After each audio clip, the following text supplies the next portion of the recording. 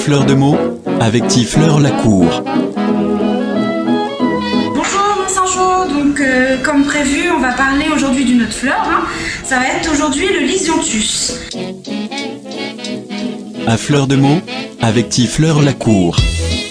Le Lisianthus qui est une plante assez particulière qui est rentrée en fait chez les fleuristes dans les années 90. Donc pourquoi elle est particulière? Parce qu'en fait elle est originaire déjà du Mexique et du Texas, donc de ces régions-là. Et en fait elle était sous une forme beaucoup plus légère. Donc là on a la forme double en fait, donc qui ressemble justement plus à une rose ou une pivoine.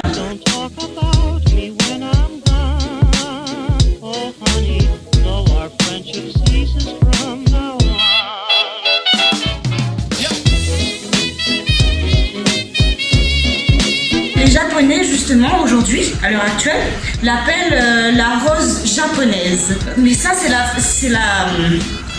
c'est sous la forme en fait modifiée génétiquement. Alors sous sa forme simple en fait, elle est beaucoup plus légère. En fait c'est une fleur assez aérienne. Donc les pétales sont assez légers, assez délicats, vous voyez. Et donc du coup, comme je vous disais, on trouvait ça sous forme simple à l'origine dans les prairies. Donc c'était des plantes vivaces. Et on appelait ça les gentianes de prairie. Donc voilà, et justement elle est de la famille des Gentianacées. Donc voilà. Et aujourd'hui, cette fleur en fait a pris depuis les années 90, comme je vous dis, elle a pris énormément d'ampleur sur le marché européen. Donc elle fait partie aujourd'hui du top 10 des fleurs les plus vendues et les plus cultivées. Donc elle est 8e, elle est classée quand même 8e dans les fleurs les plus vendues au monde à l'heure actuelle. À fleur de mots avec Tifleur Lacour. On vend beaucoup plus sous cette forme parce qu'elle est plus résistante et on a énormément de choix de couleurs.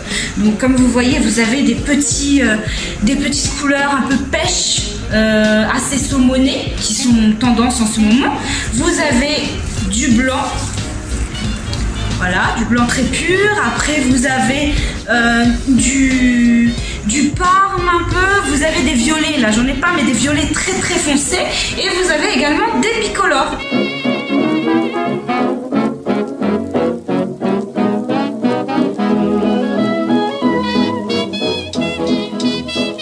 Aussi aujourd'hui pour jouer nous avec les couleurs, on aime bien en fait avoir des variétés comme ça bicolores.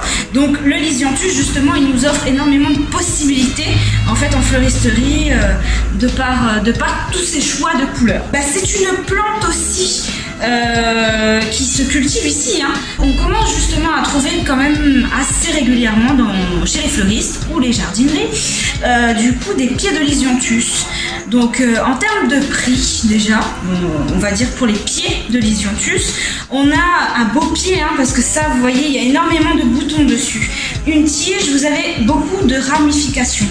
Comme ça, c'est comme ça que se présente cette fleur en fait. Donc sur un pied en général vous avez une bonne touffe et vous le replantez. Moi je vous conseille quand même de le garder en pot pour pouvoir le maîtriser. Après si vous avez un climat, vous êtes dans les hauts du coup, parce que ça aime en fait une terre comme je vous disais assez aérée. Il aime le soleil, il a besoin de soleil pour fleurir. Mais pas non plus du gros soleil qu'on a ici, donc qui cuit la fleur. En fait, sa température idéale, il faudrait constamment qu'il ait entre 15 à 18 degrés.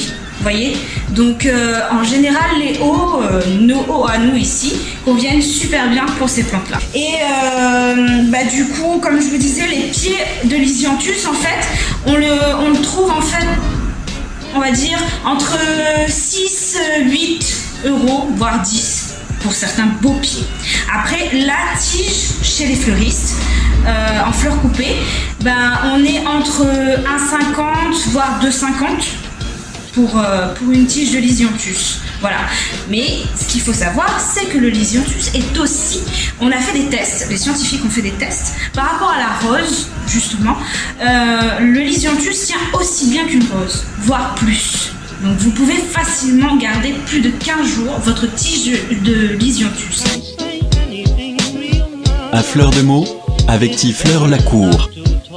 Le lisianthus symbolise le respect et la gratitude. Donc du coup, vous pouvez très facilement offrir ou incorporer dans vos compositions ou vos bouquets du lisianthus. Ça aide en fait à passer un beau message à vos hôtes ou à la personne à qui vous voulez offrir le bouquet ou la composition.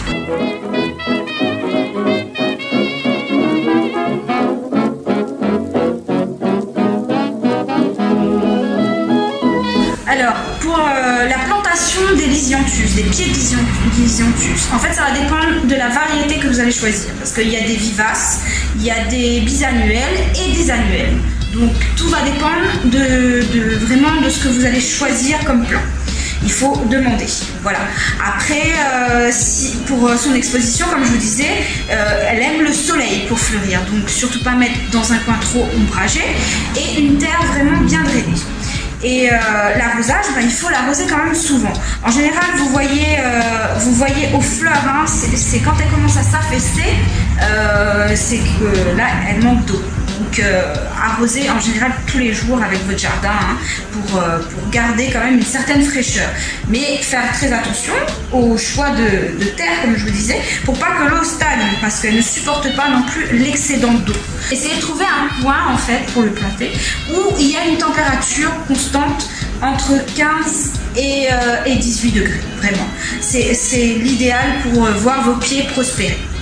Donc essayez de chercher ce petit coin en fait pour avoir vos pieds de lisianthus. Après, maintenant, comme je vous disais, ça dépend. Vous avez des lisianthus vraiment toute l'année parce que ça dépend des variétés que vous allez choisir. Demandez bien à votre fleuriste ou dans les jardineries en fait de quelle sorte de variété il s'agit. Comme ça, vous saurez en fait justement comment agir, s'il faut le rempoter ou le laisser. Si c'est une vivace, en général, on n'a pas beaucoup d'entretien à faire. Elle se laisse porter par les saisons, tout simplement. À fleur de mots, avec Tifleur Lacour. Donc pour la symbolique même des couleurs en fait, comme je vous disais aujourd'hui, le lisianthus est apparenté à la rose. Donc la codification au niveau des couleurs c'est exactement la même que les roses. Donc revoir toutes les codes couleurs et les symboliques au rose et vous avez pour le lisianthus. Voilà.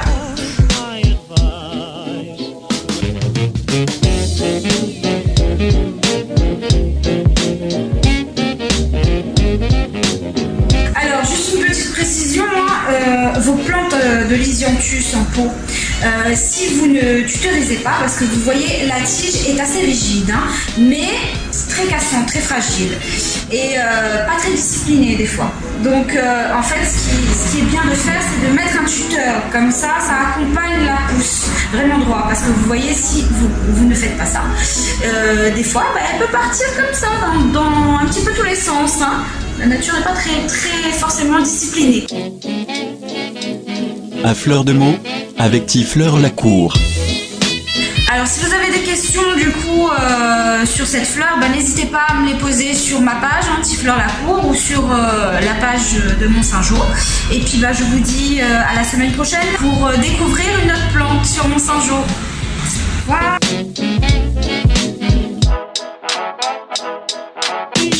À fleur de mots, avec Tifleur Lacour.